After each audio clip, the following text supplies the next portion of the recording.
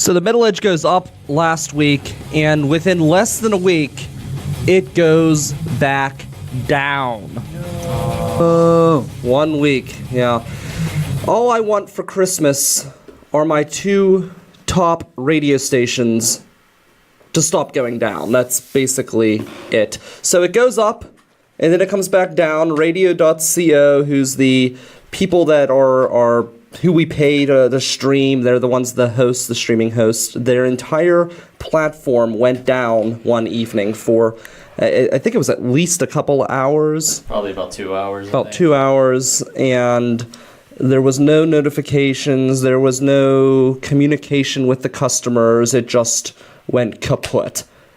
So 1 week, less than a week, only a few days up with MetalEdgePGH.com. It goes back down, but we're back up now, so fear not. Yay. You can still listen to the River's Edge, the Metal Edge, all of the edges, 24 hours a day. Yeah, we're back. We already are zombified here on the River's Edge Radio Network. I am Brian Crawford. You are listening to the River's Edge Radio Network at riversedgepgh.com, Pittsburgh's voice for local music. I'm here with Michael Cohen and Zach Fell behind the board. If you want to reach out to the program, you can leave us a line on the Facebook live video, or you could tweet me at RiverTalkPGH. I am sporting a new robe today. I've been talking about it on Facebook. I found the robe, and I want to know what your thoughts are. Do you like this robe better, or do you prefer the old classic red and black robe? This is actually an older robe.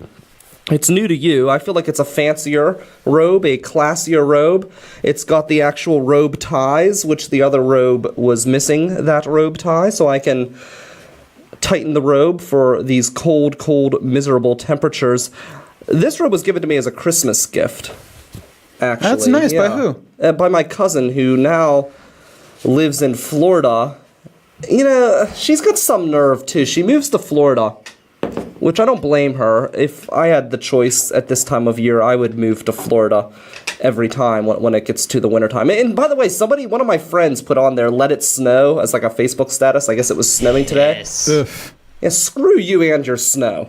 Also, it's too early for Christmas music. Too early for Christmas music.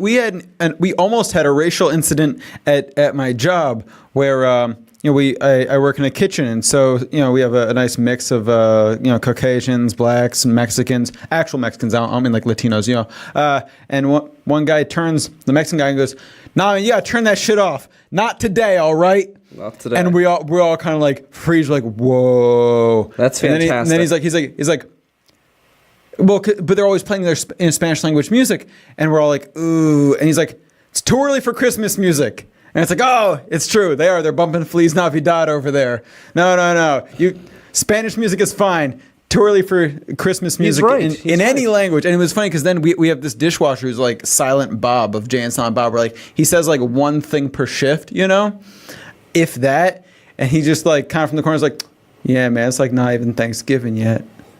That's like the all he perfect said that comment. whole shift. Thanksgiving is such a great holiday, too, to be completely overlooked, which is really Although I'm glad there's no thing. Thanksgiving music. That would... Yeah, I agree. Nothing to ruin a holiday like a soundtrack, you know what I mean?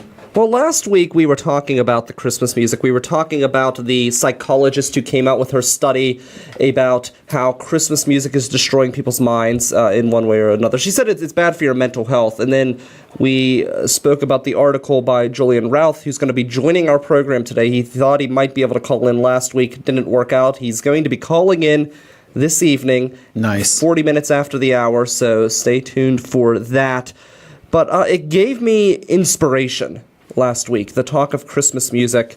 It inspired me. So, and I like to write Christmas songs, and I came up with a new Christmas song. I was inspired. It's beginning to look a lot like shit, miss. Everywhere you go, take a listen in the retail store. Your ears bleed once again with diarrhea and piss in every aisle. It's beginning to look a lot like shit, miss. Asses in every store. But a horrible sight to see is the vomit that will be on your own front door. Basically, Christmas shopping, the retail element of Christmas, it's like a giant bowel movement, is basically what this song is trying to represent and trying to show you all. So it's no Ludachristmas, but I think it's a good contribution to the canon. Yeah, I feel very. I've worked in retail for almost 10 years now, and it's horrible. But this robe, yeah, this is a good Christmas gift. Sometimes you can luck out on Christmas, like a robe. A lot of this equipment was originally a Christmas gift that I had been gifted. This robe was given to me. I think this was still when my grandmother was alive, I believe. And I was talking a little bit last week about yesterday on the Saturday show about my grandmother and how, when she passed away, the job was horrible. It was a bad job by the funeral company. We went with some corporate pig. Oh, that's terrible. Instead of a good one. So, but this gift was given by her, and it brought back all these memories. It was really kind of interesting, and it's interesting how you can remember so many different things. And I was thinking about her house, and she had like one of the coolest houses if you're a kid. I don't know exactly what her place was before it was an actual like house, but she owned this giant place. There were multiple apartments in there, multiple like buildings, but they were all residential homes. But her home had this giant, on the first floor, this giant hall. It almost looked like a banquet hall, but it wasn't really wide enough to be a banquet hall. But then there was another room towards the one end that was just a big game room full of toys and everything. And basically all of the adults went upstairs because that's where the living room was and that's where the kitchen was and everything else. So the entire downstairs was just kind of our domain. And it was a long enough room that you could actually run back and forth as kids. And she just had like a really, really cool place. And it was interesting how we went through all of that, and you remember all of these things. I can remember in vivid detail, yet nowadays I can't remember anything. Yeah. I was watching a soap opera the other day while I was at Double L Bar. Yeah. And I love that spot. Yeah, it's a great spot. And in the soap opera, they are basically giving this woman an Alzheimer's test. And I'm here watching the video thinking, damn it, I couldn't pass this test. If I wanted to, I would fail this test if somebody was to test me. They asked her to count back from 100 in sevens. What? Can you do that? Yeah, probably. You could do that. Zach, could you count backwards from 100 in sevens? Yeah, I think I probably could. You could? I couldn't do that. There's no way. Here's the thing. That's impossible. Like, you have to, like, unless you're, like, literally counting backwards, like, it would take me, like, an hour. Not even an hour. It would take me multiple hours. Here's the thing, though. That's like one of those drunk tests where they're not actually looking to see if you execute it properly. They're looking for other things that you don't realize they're looking for. Like, when they ask you to do that, they're just trying to see if you make it, like, 3 sevens back and then entirely forget what you were doing. Oh, I see. You know what I mean? See. Like when they ask you to do like drunk tests and stuff, they're not really looking to see if you like can stay on the line. They're like watching your eyes. They're trying to get you to pay attention to something other than the things that they're looking at, basically. You know what I mean? That makes sense. A lot of those tests are essentially decoys. Because I was just thinking, like, there's no way I would be able to count backwards from 100 in sevens. I can barely count backwards from 100s in ones, you know? I would try now, but that'd be like the most boring reverse edge. That would be really bad. Yeah. Let's not try that right now. So John Fetterman is running for lieutenant governor in Pennsylvania. It's the most sought-after seat in Pennsylvania politics. I'm assuming it's because it's a job where you don't have to do very much, but you still get a nice house and a good paycheck. Who doesn't like that? All of that stuff. But he's running for lieutenant governor. He threw his name into the race, and I'm interested to see how it goes. It's kind of a funny situation right now because in Pennsylvania, the lieutenant governor is a separate election.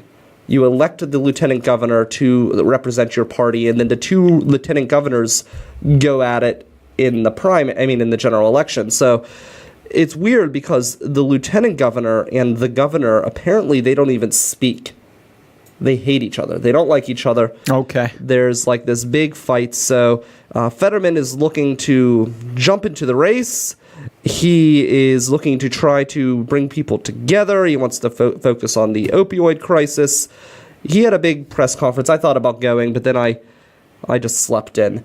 But actually, no, I didn't sleep in. I worked on stuff here. But yeah, it's an interesting thing. What do you think his chances are of winning for lieutenant governor? Oh, probably slim to none on this time around. But I mean, he's kind of building a career. We already you know ran what I mean? for senator and failed. Right. No, I mean that's what I'm saying. I feel like he's building momentum. He's building a reputation. So I mean, and again, I think a lot of times when people like him run for this stuff, it's more to bring issues to the table to talk about. Like, no one ever thought Bernie Sanders was going to win, but he totally coerced, Hillary into dropping the TPP.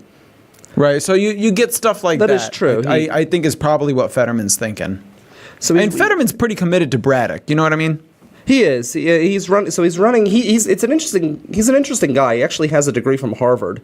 So he's a really intelligent guy. But he doesn't have that look, that like politician's look. No, he does not. You know what I mean? Good. So, what's that? Good. Yeah. Well, I would be interested to hear what his plans are on dealing with someone like Daryl Metcalf, or trying to work with someone like Rick Saccone. When he was in this studio, well, not this studio, when he was in Millville Studios talking with me about his run for Senate, he wouldn't even fathom the idea of Donald Trump as president. And I remember asking him that. I said, well, what will you do? How will you handle a Trump presidency? And he refused to answer the question. He says he wouldn't even want to fathom the idea of a Donald Trump president. Well, it ended up that Donald Trump did win and became president. But you've got people like that in Harrisburg working in government. Did we talk about this last week, or we talked about this at an event for a birthday party. Yes, thank you. So my question is how as lieutenant governor would he, if he's looking to try to bring cohesion and bring people together, how is he going to do that? Is he going to be able to recognize the fact that Daryl Metcalf is a representative? Because I don't think Daryl Metcalf is going away anytime soon. So you've got people like that to deal with. And I would be interested to hear, and maybe we'll bring him back on the show again. I'd be interested to hear how John Fetterman, would deal with someone like a Daryl Metcalf, like a Rick Saccone, or someone like that in Harrisburg politics and try to bring them to the table with the governor. So I think I would hope he would spend less money than the current lieutenant governor. The current lieutenant governor is known for just throwing money around, which seems to be a thing in that administration. It's so weird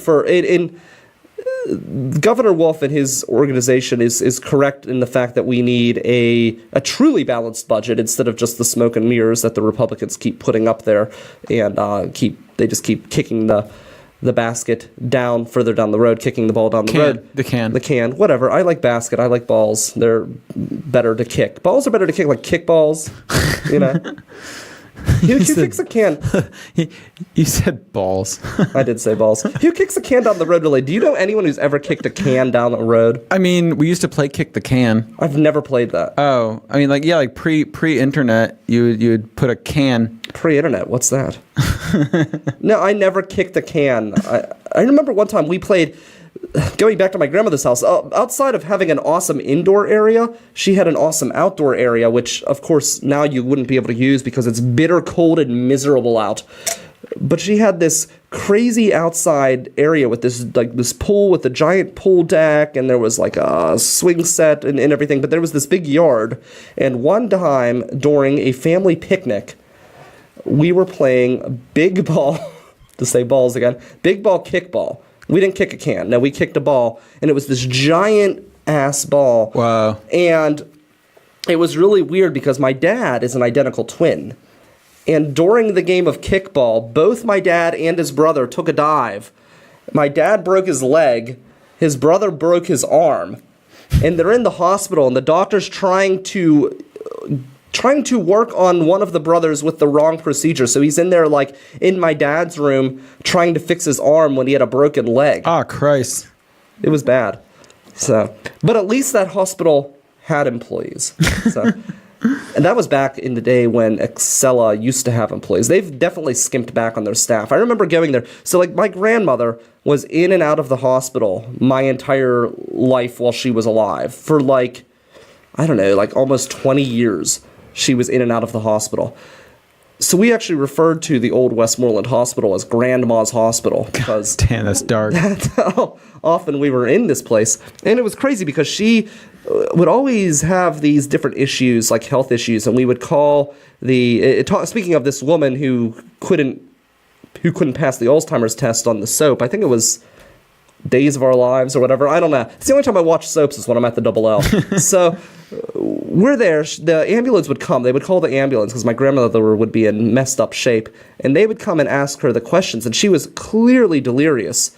But she knew what the questions would be, and she memorized all the answers because she had so much experience with being sent to the hospital that they would come and they'd take one of the kids to the side. My grandmother had 5 kids. And she'd be like, the ambulance person would be like, look, we know she's messed up, but we can't take her. We legally can't take her because she knew all the questions, every one of them. She would have passed that Alzheimer's test because she would have known what the questions were before they came in. That's really funny. Yeah, that's crazy. So we'll see what happens with John Fetterman. I'm interested to see. Although I'm going to go ahead and say, if you can pass an Alzheimer's test because you can memorize what the questions are, you probably don't have Alzheimer's. That's true. Well, she never had Alzheimer's. That was never one of her issues. Yeah. So, until like the very end, it was really, really weird. She was in the hospital and kept craving water. Over and over. She kept asking for water and ice. Thirsty, maybe? Really thirsty. I mean, she was out of her mind. Yeah. My grandfather, right before he passed for like a few years, he would want really hot tea, like steaming, scalding hot tea. And then he would drink, he'd be like, that wasn't hot. And we'd bring him another one, like hotter, like boiling hot.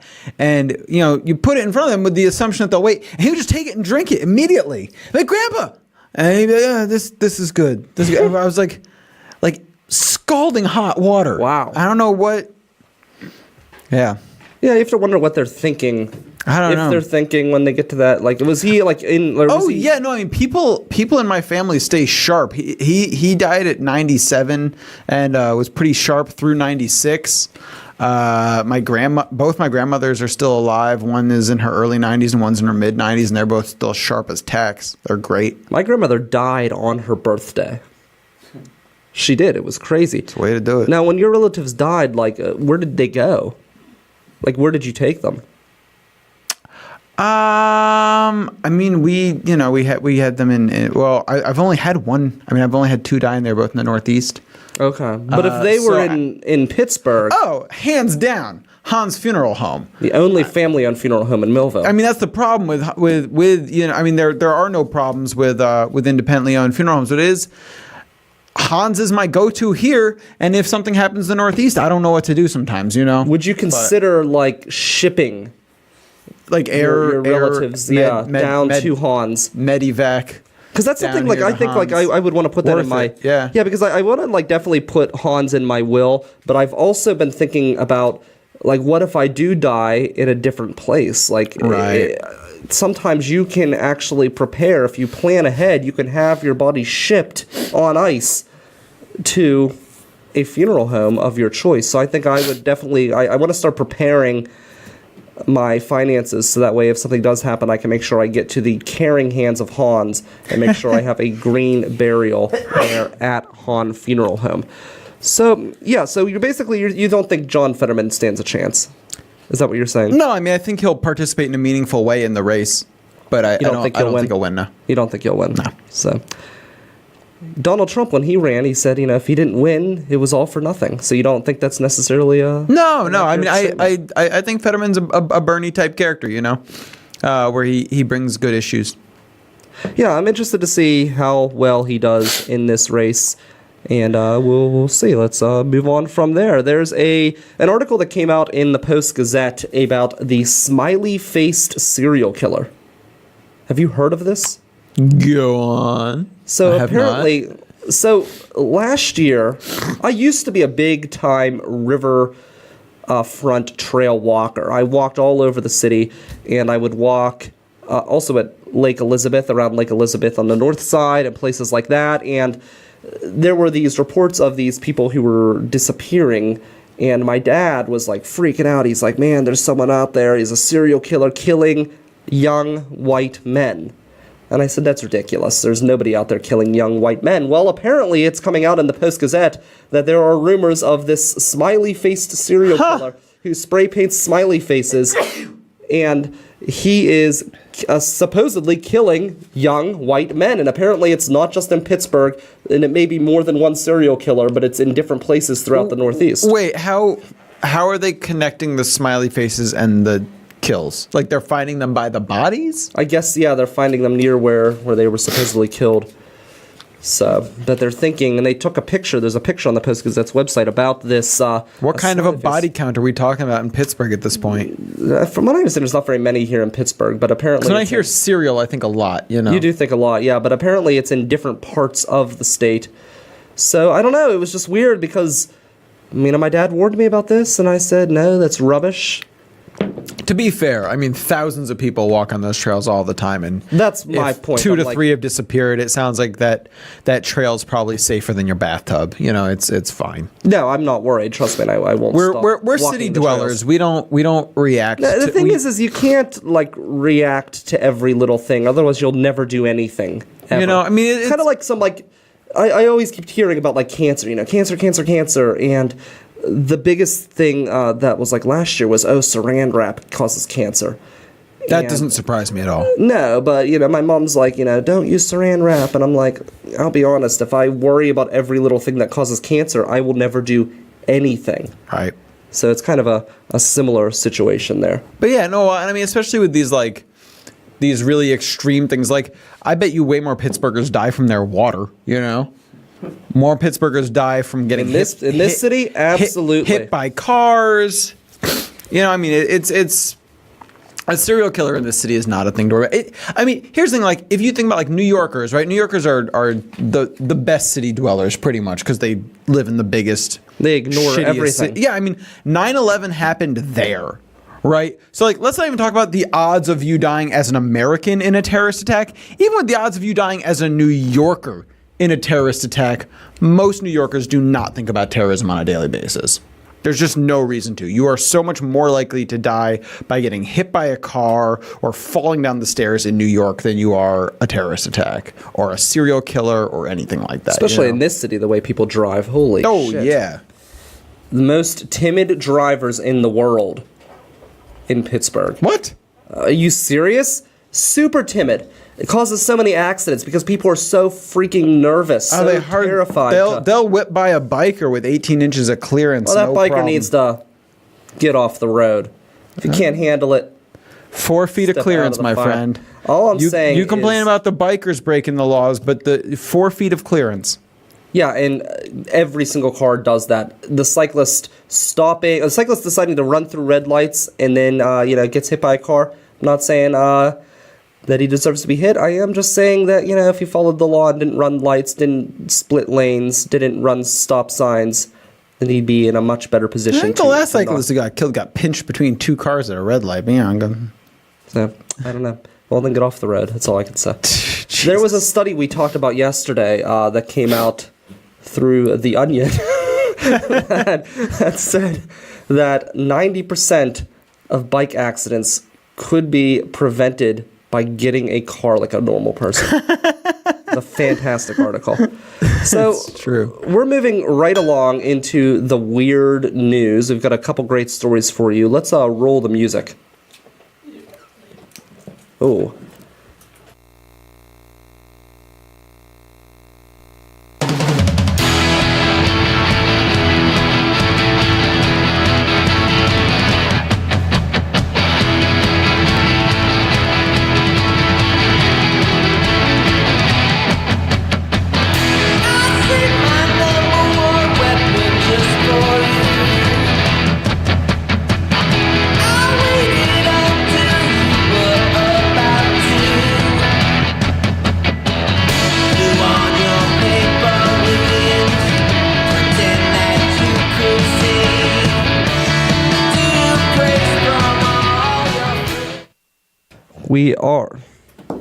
We are.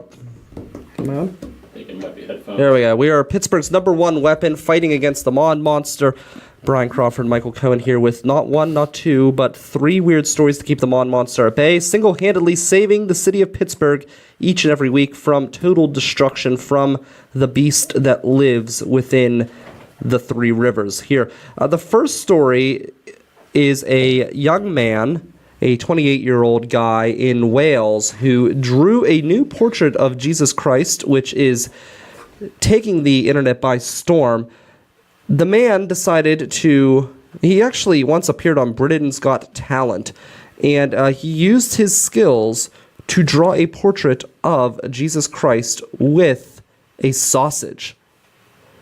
And it's really well done. If you want to just move a little to the right for a second, people can see it who are watching the video. If you're listening, you will see a portrait of Christ drawn with ketchup and a sausage. It is really done in fantastic detail. I was really impressed with the quality of the work of the sausage. And I'll be honest, this guy is so much more interesting than all of like the Jesus seers, like the guy, like the people who say, like I took a shit and I saw Jesus in the pot, or I went to Target and I saw Jesus in the Christmas music. Although that one person whose dog's ear had a boil that looked like Trump.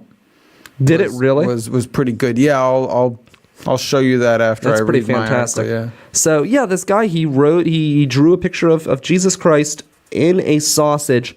I'm wondering if he ate the sausage afterwards. That could be, that could be interesting. No, I'm serious. So like, you've got, I don't want to sound too blasphemous, but you've got Holy Communion, you've got the body and blood of Christ. What if you decided to, everything's becoming more modern in some of these like newer churches, and they're trying to modernize things. What if you did an artist like that who drew it? I mean, it's a tasteful picture of Jesus too. It's not like it's making fun of him. He did it tastefully. So what if it was a thing where the priest was to bless the sausage, and now you had the body and ketchup of Christ. The ketchup could be like the blood of Christ. I would, if they had hot dogs and mustard instead of crackers and wine, I would drop in on church sometimes. There you go. So see, you could reach an entire new demographic right here. Yeah. Giving ideas to old worldly traditions right here on the river's edge. You've got a story for us. A whole influx of low-bagging nihilists showing up at your church to eat. So, in Quebec, for the first time in North America, a drug-resistant strain of gonorrhea has been found. Oh, wow. It had previously evolved in Hawaii, Japan, and Europe, but had not been found on North America yet. But just this past week, a 23-year-old Canadian woman with no symptoms, but tested positive for an untreatable form of gonorrhea. Wow. Yep, the times are changing. We're headed back. I mean, because basically for your and my whole adult life, at least, like AIDS has essentially been the only, like AIDS and herpes have been essentially the only uncurable STDs. Yeah. Right? Like chlamydia, gonorrhea, what's the other one? Syphilis. All you take three antibiotics and you're good to go. HIV is so easy to get tested for. You get a little cheek swab. Herpes, there's nothing you can do about it anyway, so you don't really worry about that. I mean, you try not to get it or pass it, but no condoms doesn't make a difference. All the really bad ones, other than HIV, have been totally curable. But we've come full circle. Well, a lot of gonorrhea that has to do might be uncurable in 10 years. A lot of that has to do with our world traveling. I'm not saying that we shouldn't travel or be citizens of the world, but we had, through the use of extreme pesticides, we had destroyed bed bugs in this country, and because of world traveling, they're back. Yeah. And they are very difficult to get rid of as well. Absolutely. Well, and here's the thing is, it's hard to tell at this point whether this strain of gonorrhea is actually traveling or whether they're evolving separately, because we're treating them with the same thing basically all over the world at this point. And gonorrhea has actually evolved through, like, these are the last two that we have a 2-drug cocktail right now that we use to treat it, and these are the last 2 that work. Like we've gone through actually like almost a dozen other antibiotics that we used to use to treat gonorrhea, and it's been evolving. So what do they mix it with? Gin? I mean, specifically ceftriaxone and azithromycin are the 2 that you give someone. But like we used to use all kinds of different antibiotics, and it's not that we've found better antibiotics, it's that it has evolved through all the antibiotics that we've used in the past. And so we basically just, the reason it's untreatable is because it's basically come to the end of the antibiotics family that we had been cycling it through. That's crazy. Yeah, so it's not necessarily even like the same strain, just all these strains are resistant. Wow. That's frightening. So I wonder if there's something else. Maybe there's evolution is real, people. Wow. Everyone who doesn't believe in evolution should be infected with antibiotic-resistant gonorrhea. I don't believe in evolution, and here's why. Because there are people like this out there. A 31-year-old man pushed a small padlock so far down his urethra it ended up in his bladder. Jesus Christ. Doctor said, so please tell me about your evolution talk. It's not a one-celled organism shoving a padlock in its urethra. No, it's not even a monkey shoving a padlock in its urethra. That's what I'm saying. Have we evolved? We've got people shoving padlocks up their urethras. Both of my articles came from Mirror. This one says an unnamed 31-year-old said he inserted a small padlock into his urethra and then shoved it further down. He was reportedly playing with his private parts in a bid for sexual gratification, but he was rushed to the hospital after the lock traveled into his bladder and became stuck there. Sorry, playing with his private parts in a bid for sexual gratification is the most roundabout way of saying that. In a bid for sexual gratification, like I was messing with them hoping it would feel good. Like, how could it? Also, at what point did he give up or not give up? You know what I mean? Like, it's in there. Yeah. If it's not feeling good yet, probably it felt good the whole way, honestly. So his family accompanied him, according to the article, to a clinic in Fuzhou City, capital of a Fujian province in eastern China. It was in Japan? Sounds like it was in China. So... yeah, crazy. So this happened. This is a thing. Hank Hill would never be able to do that. Did you know he's a narrow urethra? That's true. I want to hear your thoughts on the robe. Do you like the new robe better, or do you think I should go back to the old red and black? If you have a comment, please list it. We are available on the Facebook Live page. I like the new robe better. You like the new robe better? I like the new robe better. Why is that? It's simple. I'm a big fan of blues. Okay. You know, not a big fan of reds. Just go ahead and say. So Michael's in with the blue robe. I want to hear your thoughts. We'll be right back after just a few promos, and we'll be back with Julian Routh of the Pittsburgh Post-Gazette here on Pittsburgh's Voice for Local Music, The River's Edge. Go, it's green, come on! Go! God damn it, Brian, you need to calm down with the road rage. I'm sick of these people, these assholes. It's the road rage, man. You gotta calm down on the road rage. Well, I want to get to where we're going. We have a lot of great stuff coming up. We're going to Falling Water, Bicycle Heaven, the Mattress Factory, Knob, Trundle Manor. All right, which way do I go? Which way do I go? Come on, right, come on. Right. Too late now. Right, come on. Well, too late now, I gotta keep going. I'm not gonna sit here like some asshole. Oh, come on, man. All right, you're listening to The Culture Cruise. You can find us at riversedgepgh.com. Your local Pittsburgh area museum podcast. Yes, riversedgepgh.com, and come take a ride with us. The Double L Bar, Grant Avenue, Millville, Pennsylvania, reminding you that you're listening to the River's Edge Radio Network. Hey River's Edge listeners, Alex here from the Mike Sasson Show, and boy have I got to tell you about Salon 22, a small local business located right here in Millville. I got my hair colored there about 2 weeks ago, and I still can't stop staring at myself. They use this awesome new technique called color melting to make me look like a mermaid.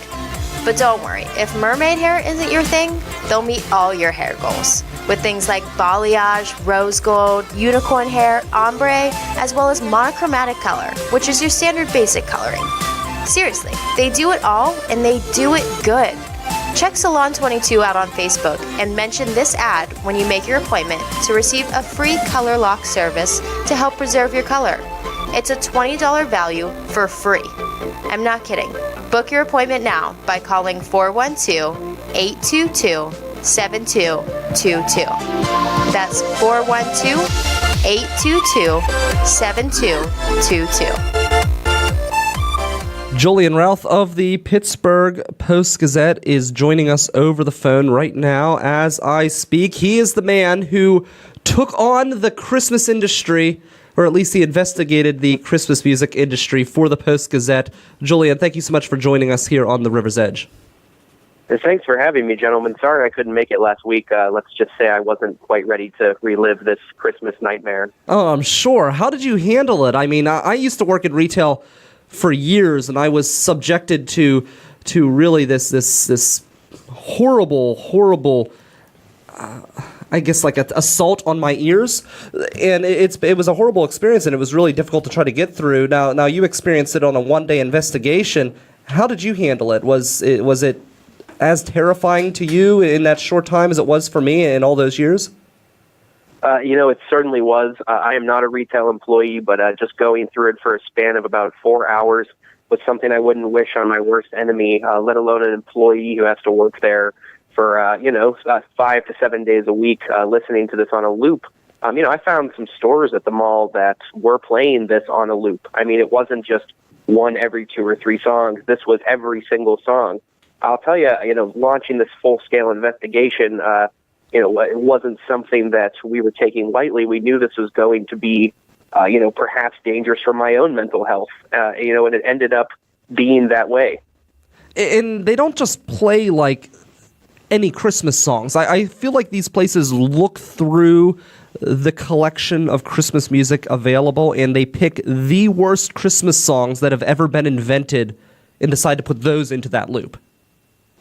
Oh, absolutely. I heard rumors early on in my investigation that Sears was playing some, absolutely horrible Christmas music. So off I went, and alas, Kelly Clarkson's Wrapped in Red was blaring from the speakers. And, I met an employee in the washer and dryer section standing right under that speaker, blaring this jingle, and you could see it in his eyes. He was not pleased. He told me it mentally drains him day after day. And that gets to a lot of things you're talking about. I mean, Wrapped in Red is not something that people should be objected to at work. Now, what was the overall reaction of customers? Were you able to speak to some customers who were shopping in these different stores? I was. Unfortunately, a couple of the customers seemed to be numb to it. I couldn't get a very good reaction of their mental health because they said, they hadn't even noticed it. And I didn't believe them. I talked to a customer, I believe his name was Tim, who had said, he was upset once he learned that they were playing Christmas music right above his head because, it's not time for this yet. It's time for Thanksgiving first, and we should respect one holiday at a time. The other customers I talked to gave me some pretty generic answers about how, they do love Christmas, but, maybe the mall should lay off playing it so early. I expected a lot more passionate answers from the customers, but it turns out, perhaps everybody is numb to this. And, that's not a good thing, and I think that warrants a couple more investigations. Where would you go next? You were, or is that something that is that privilege you don't want to get yourself in a bad situation? It is. The plans are in the works right now. Our relationship with Ross Park Mall is on the fringe at the moment because of my first investigation. But I'd like to return, maybe under a different guise. I'm not sure yet, but you guys will be the first to know. Thank you. Yeah, I read in the article how you were met by security and then brought to the manager's office. Can you tell us what was discussed in that office, or is that confidential? I can't. I'll tell you guys a little bit more than I've told anybody else because you were so grateful to have me for the subject. Well, let me just take you through it real quick. I made the mistake too early in my investigation of trying to get the mall's opinion on all of this. Why wasn't I hearing holiday jingles in the mall itself? So I asked guest services, and they were not pleased with me. They said they couldn't talk to me, got extremely uncomfortable with my very presence there. Perhaps this was the negative impacts of Christmas music at work. I don't know. But alas, I went on, and as I was eating lunch, mall security, they indeed swarmed me. They asked me, what was I doing? Who am I? I told them, listen, this is the high-stakes game of premature Christmas music. I won't be censored with my reporting. So I was summoned to mall management, and I was told politely they didn't want to be a part in this story. I told them politely, well, I had already done the story, but that was it for me. My time was up there politely. And as I wrote in my story, that's sort of funny. Perhaps it was too dangerous to tell at the end. Yeah, it is. I mean, it's a dangerous thing because everybody is so wrapped up into it. Every store, every organization. I know I had an experience just the other night. I went out to eat, and we sat down, and thank God I had accidentally left my credit card at home in my coat pocket. Yeah. So I left before we even ordered because I always check to make sure I have everything before I order my food. But I'm sitting in this place, and we go in there. It's the first time in this restaurant, and they're blaring that retail-style Christmas music all throughout the restaurant, and not even at like a low volume. Like it was so loud, you could barely have a conversation with the person next to you. And we were I was sitting there with my friend, and he was considering covering me, but he whispers in my ear, he goes, let's use this as an excuse to get the hell out of here, go to the next place, because this Christmas music is unbearable. You brought up a painful memory of mine that I actually didn't remember in time for the story. I myself used to work at an Italian restaurant in the South Hills called Pasta 2. I worked there for a couple of years as a busboy, and they used to play in the holiday season these really weird Italian, like Frank Sinatra versions of Christmas music. And, at the time, I didn't realize how dangerous it was for me. But thinking back on it, I might need to take my investigation to the restaurant industry because that isn't something you should be subjected to while you're eating your meal.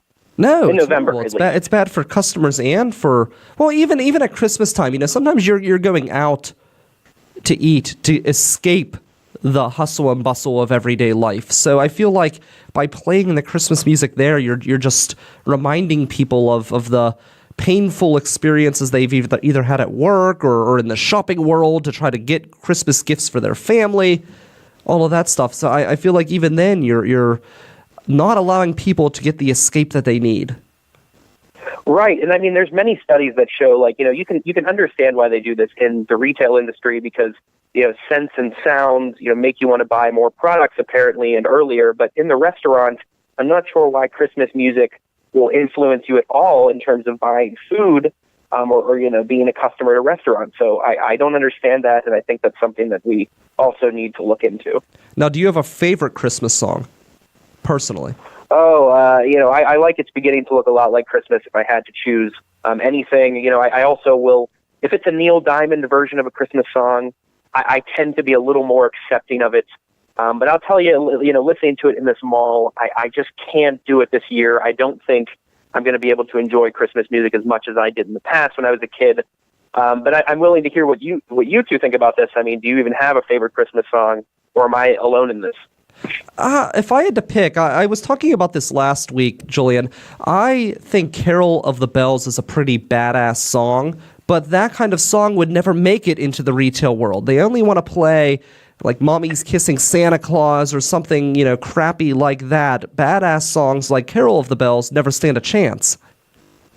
Oh, I completely agree with you. And actually, most of these stores and these chains now are actually, paying artists like, Mariah Carey or somebody to record 2 or 3 songs per year to play exclusively in the store. So you're not able to hear the songs that you want to hear, the actual good, basic Christmas songs. Well, that's news to me. I didn't realize that was being done. It's horrifying. It is. It's very terrifying. Well, you said you have some other things on the horizon to continue this investigation. I'm hoping we can hear more from you. It's definitely something that I feel passionately about as somebody who's been exposed to this kind of inhumane torture, really, for modern society. So it's definitely something I'm really interested in, and I'm excited to hear where the investigation goes. It's an important issue, and I appreciate you guys shedding some light on it and letting me talk about it, and we'll talk again soon. Sounds Thanks good. so much. Thank you. That's Julian Routh. I'm Brian Crawford. You're listening to the River's Edge Radio Network. We can bring Michael back up here if he's available. Good stuff there. from the Post-Gazette. Great article. Really enjoyed reading that. I'm interested to hear where we go from here.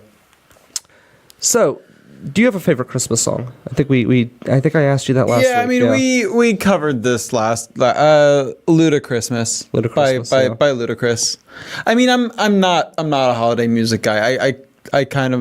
I was about to say when we were talking about earlier, I think really the thing that's kept Halloween alive is its sort of resistance to being soundtracked, you know, like other than the Monster Mash, which has never really caught on as like a song that you would play in a store. Like there isn't really a Halloween soundtrack. And I think that's one of the things that's good. Keeps it a good holiday, you know? So they did like a top 10 holiday music, like compilation of like songs throughout all of the holidays, not just Christmas. Sure. And Auld Lang Syne was like not high up on the list if it made it at all. What is it? Auld Lang Syne from, I don't know what it is.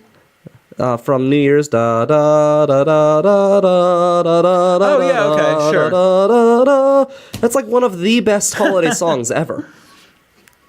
Yeah, see, even he's whistling it over here. Zach, it's a great song. Would you agree that that's one of the top holiday songs of all times? If you're trying to prove a point for your purposes, I'll agree. It's like asking me what my favorite like bro country track is. Like it's a genre that I have little patience for. Yeah, I mean I really don't care that much except for Auld Lang Syne. Like to me but I'm serious, like that holiday, it's kind of unique because, and this is why they said that didn't make the list, is because people don't play it forever going into it. It's played once. But doesn't that kind of make it special? You know, you've got the entire day, you've got an entire year of anticipation for what I call the celebration. People say, you know, they're celebrating the new year, bringing in the new year. I view it as celebrating the death of the old year because you've got this excitement coming in with the new year. But that song is played at midnight when everyone's celebrating, and it's people, unlike Christmas, for example, where it divides people, and people in their rage and anger fist fight, attack each other, bring each other down. You know what I mean. Sure.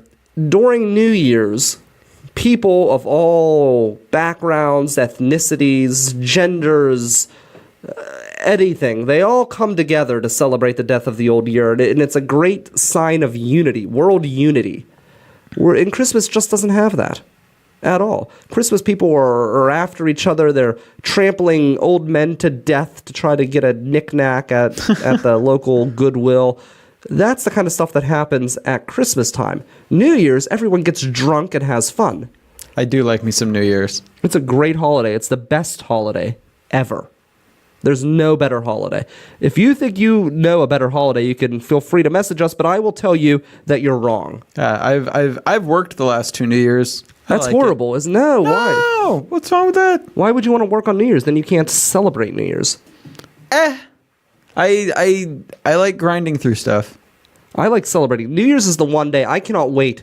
So yeah, right now my employer, which usually of course, just means celebrating with your coworkers, like getting like low key drunk on the job, you know. Yeah, I mean I've done that before, but it's still not the same. I like to sit there and wait for that midnight to come and count down. And I used to throw these huge badass New Year's parties. I would spend probably like $300-400 on this party, and that just was on decorations and food. No alcohol. Everybody brought alcohol, and we would drink. Like sometimes I'd spend like $400 on 5 people. Jesus Christ, man! It was a good time, but that is like the ultimate holiday. So let's see. Fuck Paul McCartney Christmas song. Zach, you could have just said that on air. I didn't feel like chiming in at the moment. You guys had a thing going on. We heard that song the other night when we were at that restaurant. It's not a very good Christmas song, I agree. Oh, I should have gone and found that Beavis and Butthead Do Christmas compilation. Maybe there is one, actually. I don't know. I'll need to check that out. I can find you a half dozen heavy metal Christmas albums. Like, just tons of them.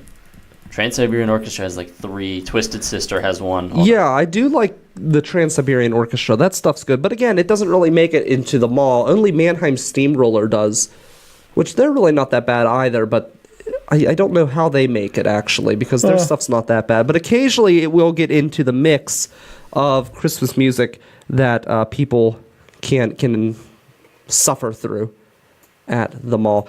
I think we need to demand that Christmas music be taken down from the stores. Actually, there are 2 Christmas tracks I love. They're not popular. There is a band from Boston from when I was young called the Showcase Showdown. And they have a fantastic, they put out a Christmas-themed 7-inch, 1 track on each side. Side A is Merry Christmas, I Fucked Your Snowman. Medium track, but the gem on there is Ho Ho Ho Chi Minh. And it's about how Santa Claus is a communist. Interesting. Go on. What did they say? What are their examples? Okay, where's red? Ho Ho Ho Chi Minh, he comes down from the north. Ho Ho Ho Chi Minh, the presents he brings forth. Ho Ho Ho Chi Minh, he's a jolly man, they say. Ho Ho Ho, smash the state on Christmas Day. That's fantastic. Yeah, I mean, and granted, that's them kind of projecting their anarchist politics, because realistically, communists don't actually smash the state, but they smash capital or whatever, Yeah. Interesting thing I learned about Vietnam the other day, which really fascinated me. I did not realize this, but apparently when the Vietnamese declared independence, they had read from the Declaration of Independence, and they were there in the presence of U.S. officials. Oh, yeah. So there's no end to the irony in the Vietnam War. Yeah, it's crazy. Well, this is way before that, before the war started. But basically what happened then was we wanted France to join our coalition against the Soviet Union, and they wanted their colony back. So we just completely turned coat on Vietnam. Yep. But imagine what a different world it would have been. Oh, yeah. Had that not happened. My favorite chant of all time is there's an old SDS Weatherman chant from the 60s and 70s that goes, Ho, ho, Ho Chi Minh, Viet Cong are gonna win. Ho, ho, Ho Chi Minh, Viet Cong are gonna win. Well, apparently even the Viet Cong themselves, apparently it wasn't even all communists. We kind of painted them that way with a giant brush, but apparently there was a civil war going on as well. Right. In addition to our war, and a lot of people just didn't like the guy who was running the South because he was a dictator as well. Sure. Well, and I mean, and again, like capital C communism versus what the U.S. considers communism are 2 really different things. I mean, a lot of national liberation struggles throughout the 60s, 70s, and throughout the whole 20th century pretty much had socialist tendencies. I mean, like, we don't think of the IRA as like a communist organization, but like they're socialists, I think when we get involved, we really play up the kind of communist tendencies, which is also amazing that like we went around the world exterminating people for preferring a different economic model. And when you think about that and where our economy is now, it's very telling. It was a weird time, and it was really interesting because apparently the entire North and South divide was actually the Soviet Union's attempt to reconcile with us. So and then what's really interesting is we supported the dictatorship in the South because if they were to have an election, the guy running the North would have won. Ho Chi Minh would have won. Oh, I mean, that's usually the case when the U.S. is involved. Yeah. So it's an interesting thing. And that's why the world's going to come to the end. We're never intervening in another country because they're electing the person we want. Yes. So what do you have coming up on the agenda for this week? I'm basically taking the rest of November and December off. I have like 2 shows in December. I this past week I did 3 shows. I did Black Forge Coffee, Brillo Box, and Arcade, and that's it for me pretty much for the rest of the year. I'm doing like a holiday show on December 2nd, and I'm opening for Krish Mohan out of town. Oh, you're going out of town. Where are you going? On the 16th. Ooh, I would need to look. He's started having me on for a number of his like tour, but like out of, like close to Pittsburgh tour shows. We did Columbus, Ohio last week. It was super fun. But yeah, so I mean, I'm around, but yeah, I'm basically taking time off. I'm gonna be working a ton trying to stack that Skrilla, because I'm hoping to do more touring in the coming year. So I need to save some money. Yeah, I will be just at work.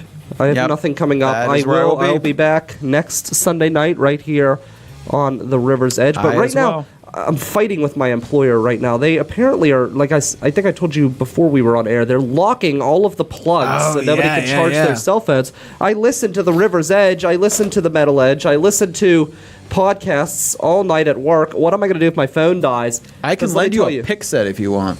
What's that? A pick set, like for locks. Oh, okay. Yeah. Let's do that because this shit is not going to last. And I can't buy one of those power blocks because I know I'm just going to lose it. Sure. It happens every time. All right, Sunday night, 7:30. We've got local music streaming 24 hours a day at riversedgepgh.com. 7 p.m. next Sunday. We will be back. Until then, listen up. Local music right now. riversedgepgh.com. Brian Crawford for Michael Cohen. Zach Fell. Scumbag Inc. was our intro exit song. And Watch My World. Number One Weapon was our weird news segment. Until next time, stay cool. No, stay warm. It's cold out there.